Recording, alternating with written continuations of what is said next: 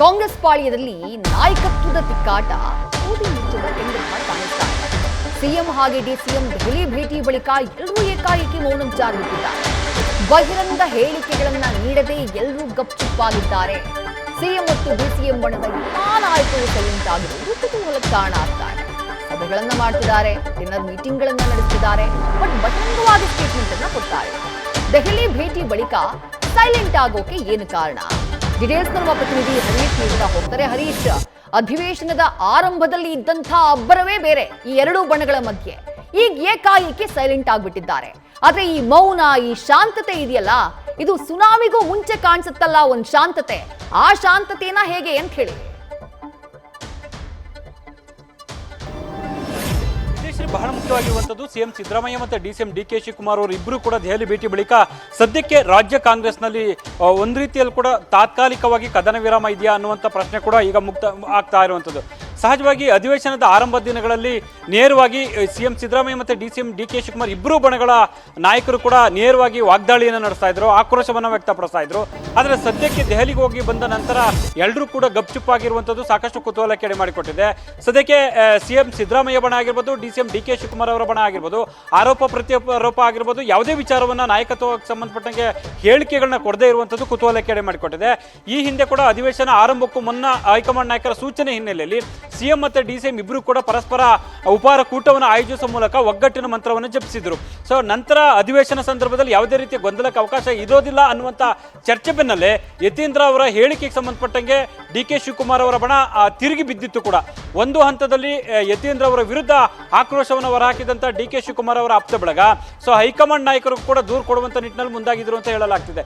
ಇದೀಗ ಸದ್ಯಕ್ಕೆ ದೆಹಲಿಗೆ ಹೋಗಿ ಬಂದ ನಂತರ ಎರಡೂ ಬಣಗಳ ಶಾಸಕರು ಯಾವುದೇ ರೀತಿಯಲ್ಲಿ ಹೇಳಿಕೆ ಕೊಡದೆ ಮೌನಕ್ಕೆ ಶರಣಾಗಿರುವುದು ಸದ್ಯಕ್ಕೆ ಕುತೂಹಲಕ್ಕೆ ಎಡೆ ಮಾಡಿಕೊಟ್ಟಿದೆ. ಆದರೆ ಸದ್ಯದ ಮಟ್ಟಿಗೆ ಇದು ತಾತ್ಕಾಲಿಕ ಕದನ ವಿರಾಮವ ಅನ್ನುವಂಥ ಚರ್ಚೆಗಳು ಕೂಡ ಶುರುವಾಗಿರುವಂಥದ್ದು. ಅಧಿವೇಶನದ ಬಳಿಕ ಮತ್ತೆ ಅದು ಪುನರಾವರ್ತನೆ ಆಗುತ್ತೆ ಅನ್ನುವಂಥ ಮಾತುಗಳು ಕೂಡ ಕೇಳಿ ಬರ್ತಿದೆ. ಹಾಗಾಗಿ ಸದ್ಯದ ಮಟ್ಟಿಗೆ ಡಿಸಿಎಂ ಡಿಕೆ ಶಿವಕುಮಾರ್ ಅವರ ಬಣ ಆಗಿರ್ಬೋದು, ಸಿದ್ದರಾಮಯ್ಯ ಅವರ ಬಣ ಆಗಿರ್ಬೋದು, ಯಾರೂ ಕೂಡ ಪರಸ್ಪರ ನಾಯಕತ್ವ ವಿಚಾರಕ್ಕೆ ಸಂಬಂಧಪಟ್ಟಂಗೆ ಬಹಿರಂಗ ಹೇಳಿಕೆಗಳನ್ನ ಕೊಡದೆ ಎಲ್ಲರೂ ಮೌನಕ್ಕೆ ಶರಣಾಗಿರುವುದು ಕೂಡ ಒಂದು ರೀತಿಯಲ್ಲಿ ಮುಂದಿದೆ, ಇನ್ನೂ ಪ್ರಮುಖವಾದಂಥ ಸೀನ್ ಅನ್ನುವಂಥ ರೀತಿಯಲ್ಲಿ ಕೂಡ ಈಗ ಚರ್ಚೆ ಆಗ್ತಾ ಇರುವಂಥದ್ದು. ವಿದ್ಯಾಶ್ರೀ, ಹರೀಶ್, ಅಧಿವೇಶನ ಮುಗಿತಾ ಇದ್ದ ಹಾಗೆ ಉಭಯ ನಾಯಕರನ್ನ ಹೈಕಮಾಂಡ್ ನಾಯಕರು ದೆಹಲಿ ಕರೆಸಿಕೊಳ್ಳುವಂತಹ ಸಾಧ್ಯತೆ ಏನಾದ್ರೂ ಇದೆಯಾ? ಆ ಬಗ್ಗೆ ಕೈಪಾಳ್ಯದಲ್ಲಿ ಏನಾದ್ರೂ ಚರ್ಚೆ ಆಗ್ತಾ ಇದೆಯಾ, ಹೇಗೆ ಅಂತ ಹೇಳಿ.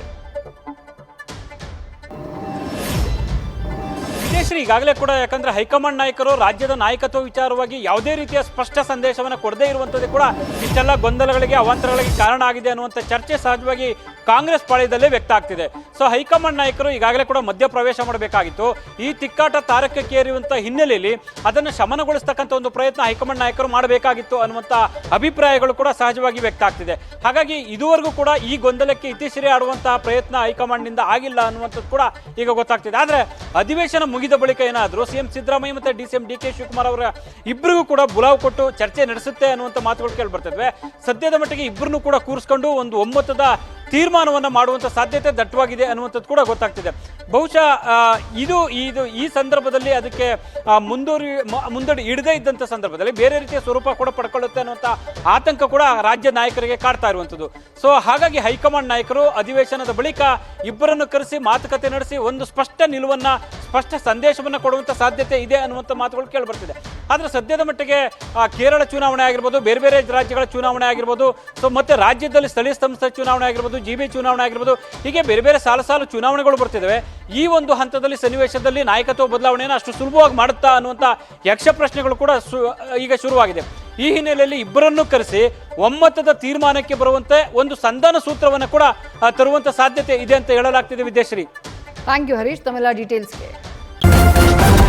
ನ್ಯೂಸ್ ಫಸ್ಟ್, ನಿರ್ಭೀತಿಯಿಂದ ನಿಮ್ಮ ಪರವಾಗಿ.